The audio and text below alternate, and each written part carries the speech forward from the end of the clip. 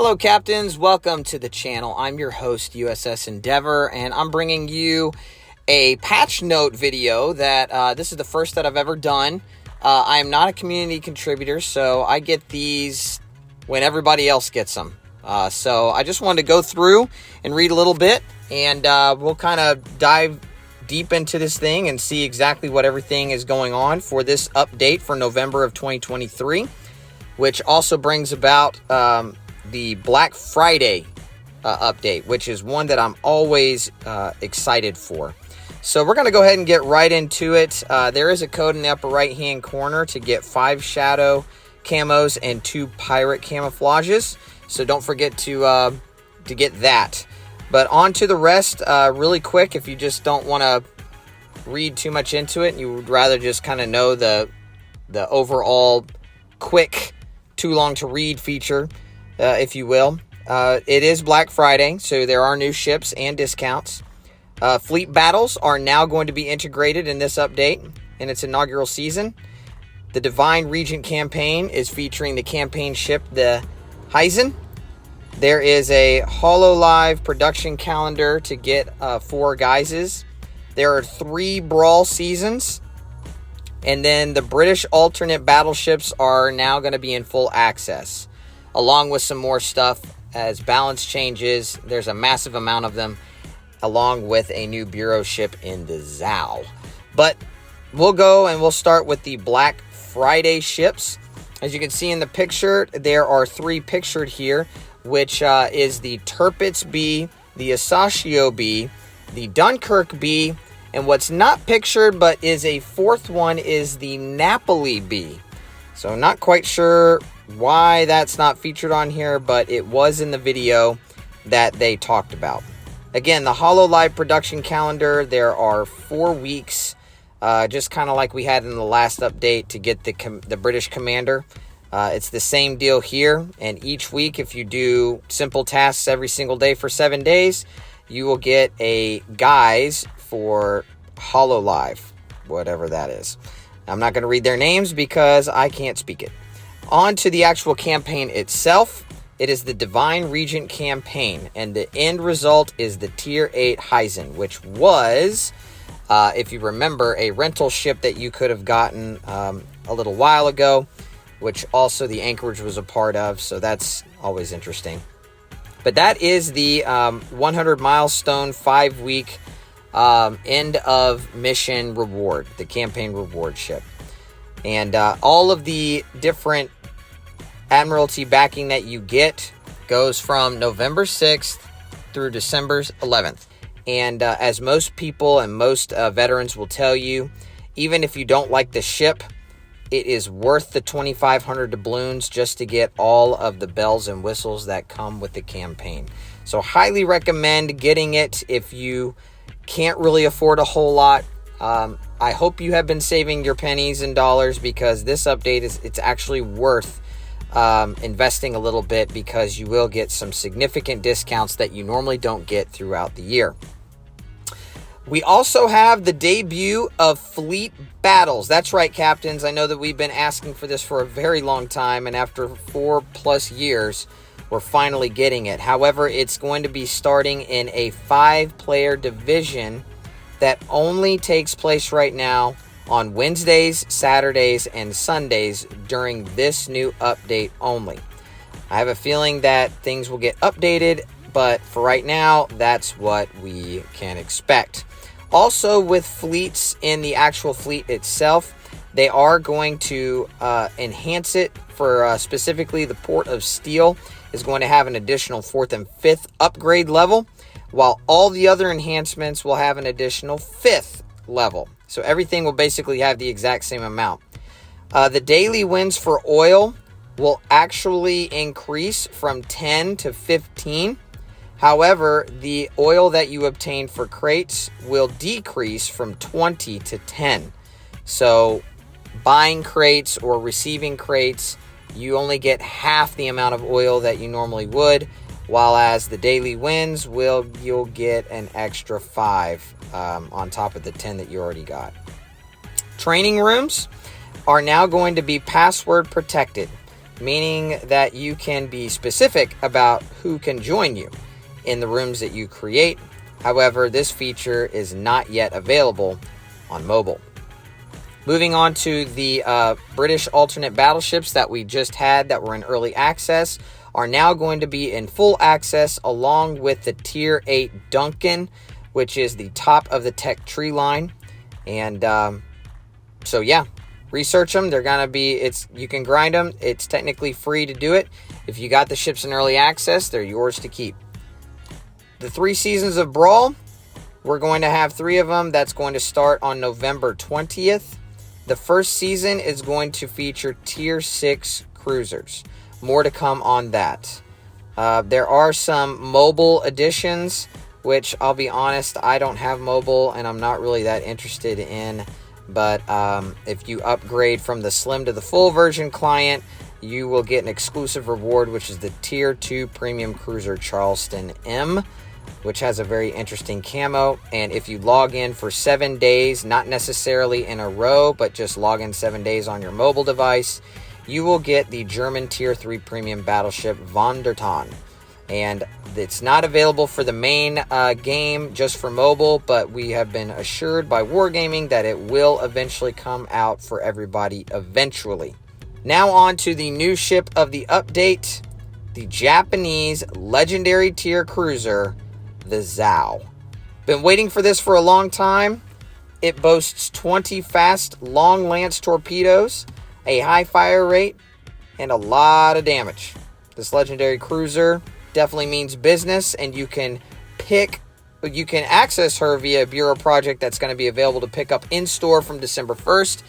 They don't give any more details than that, so I'm assuming that you could technically get it for 30 million credits like you did the Schlieffen, or you could potentially buy it for doubloons for essentially 5,000 doubloons. I'm going off of the past, but they could change that, but you know, it is what it is. And the final piece that I wanted to mention when it comes to the update itself is that they have now heard everybody's complaints, and probably even mine, when it comes to the historical camos that many could see but not access. They are now adding the ability to create those permanent historical camouflages, and they listed a massive amount of ships that are going to have them now. I'm not going to read them all, but they do have an article that you can look at to see all of the different ones. One of the interesting things is that you can now melt craftable camouflages down into paint. So all of the camouflages, if you accidentally made them for a particular ship that you were in the early parts and you made a mistake, they are allowing you to melt those camos back down to paint.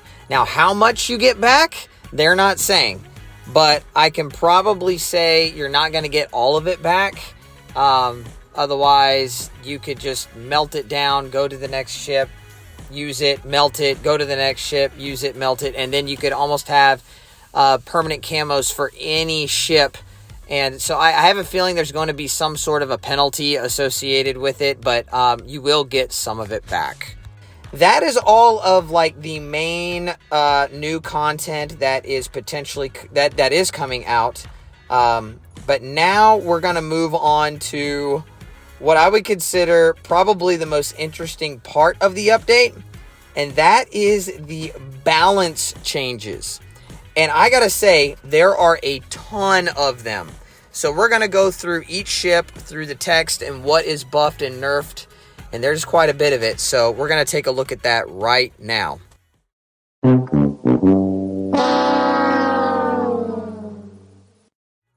All right, let's get the bad news out of the way first. And the Schlieffen and the Prince Rupert are both getting nerfed. I think the Schlieffen's getting the worst end of it, as its main battery reload is now getting increased by 2 seconds. And the secondary batteries are also seeing a significant increase in their reload time. Same for the Prince Rupert, except it just is the secondaries which are getting a slight increase. And I got to be honest, this one for me is going to hurt because I love both these ships and do rather well in them. On to the other two, which I truly believe these two ships needed a nerf. You can hate me to say that if you want. I don't care. But the Shimikaze is obviously the most overpowered and most used destroyer in the game. Its concealment's getting nerfed, its detectability range by air is getting nerfed, and its detectability while firing and smoke is getting nerfed. The Allen M. Sumner also is seeing a nerf across the entire board to give it more of a disparity between it and the gearing, which is, well, to be honest, a needed nerf. Of the 5 ships being nerfed in this update, this is the one that I don't quite understand. It is losing its AP shell damage, and its reload time is increasing by 1 second, meaning its overall DPM is becoming a little bit worse. And with it being so slow, the only thing that it's got going for is the guns, and that's exactly what they hit it with. So I don't quite understand this nerf. It's definitely going to make it a lot weaker of a ship at tier 7. Now let's look at the good part of this update and the buffs. You like buffs? We got them. And Stalingrad is getting a huge buff in the fact that it is increasing its AP shell damage by 800 extra per shell. It is improving its firing angles, especially from the back turret, allowing it to stay more tightly angled. And it's getting HE shells. If you don't have this ship and you didn't know, it was only equipped with AP, but that all is changing. And I'll be honest, I've been grinding for this ship and haven't really been that interested, but you can be damn sure I'm going for it now. Looking at the next ship, the Alaska, it got an overall big buff with one slight nerf to the fire duration that is going from 30 seconds to 45 seconds, which is the same as the Stalingrad. So a lot of the heavy cruisers at Legendary are starting to see an increase in the fire duration to a very unique level. It's not quite battleship level, it's no longer cruiser level, it's somewhere in between. Everything else is getting buffed, from the main battery firing range to the reload time. The HP is getting it's getting a lot more HP, and sonar is getting improved, the detection of ships is being improved, and the torpedo detection is being improved. So overall, this, in my opinion, is a very solid and good buff for the Alaska. 2 battleships that are seeing buffs is the Heisen and the Monarch. The Heisen we haven't even gotten yet. It's not even out. But from the testing phase that they had on the rental whenever it was out, I'm guessing they needed to increase the main battery reload time, the range, the shell grouping, the ship speed, the detectability range by sea and air are all seeing increases or buffs. The Monarch is getting more HP, a better rudder shift time, improved fire resistance, and a couple of minor visual changes. 2 cruisers from the French line that I featured in one of my series is also seeing buffs, in the Charles Martel and the St. Louis, which I'll be honest was struggling and there wasn't much disparity between the 2, but I might have to go and revisit them because their main battery reload times are starting to get much better, improving the DPM. Nothing else is changing about it, but making the guns pew-pew a little faster might be something I might have to revisit and may potentially do new videos for that series. The Neptune and the Mogami are also 2 cruisers that are seeing some love. The Neptune is getting a better main battery reload time by half a second. Detectability range by sea and air, and detectability while firing and smoke is also seeing improvements. However, if you're running the radar on the Neptune, you're not going to see that. Well, you will if you're using somebody else's smoke screen. My bad. The Mogami is seeing a buff to her damage output and the better shell damage and reload time slightly. The only destroyer that I'm seeing tech tree wise that's getting a buff is the Kitakaze, which is the tier 8, and it is seeing a increase in the main battery reload time quite significantly, but also the HE shell penetration from 20 to 30 millimeters is huge. So if you don't have this ship, definitely take it out. I'm going to be checking it out. I have this ship. I haven't really played it that much, but I'm going to check it out for real this time. A couple more cruisers to go. This one in the San Diego, which is that one ship that you had to go through all those random crates to get during the July 4th update, and everybody was disappointed by it. Well, they're showing it some love now in the increased HP, plus the SAP shell damage is seeing a pretty significant increase. Main battery reload time is getting a slight nerf, but overall, this looks like it's going to be pretty strong. Lastly, the Riga, which was, well, to be honest, not a fun tier 7 cruiser. It was very strong with this armor, but the shells and the AP and even the HE were very disappointing, especially for me. It felt like once you got to Tallinn, skipping to go straight to Petro was the right move, and Riga just got lost somewhere in the shuffle. But it's seeing love with its main battery shell grouping, its dispersion, its stock reload time. It's just getting a lot of love. So check it out, captains, and let me know what you think. Wow, captains. Well, that's it. What do you think? What are your thoughts? I'd love to hear from you. I know there's been a lot of videos made about the patch notes, but this is just my initial take and look at it. Let me know how I did. It's the first one I've ever done. And hope to see you guys out there on the seas. There's a lot of ships to revisit in these updates and a lot of new content on the way. So I hope to see you out there, captains. You guys have a wonderful rest of your day, and I'll see you out there soon. This is the USS Endeavor, signing off.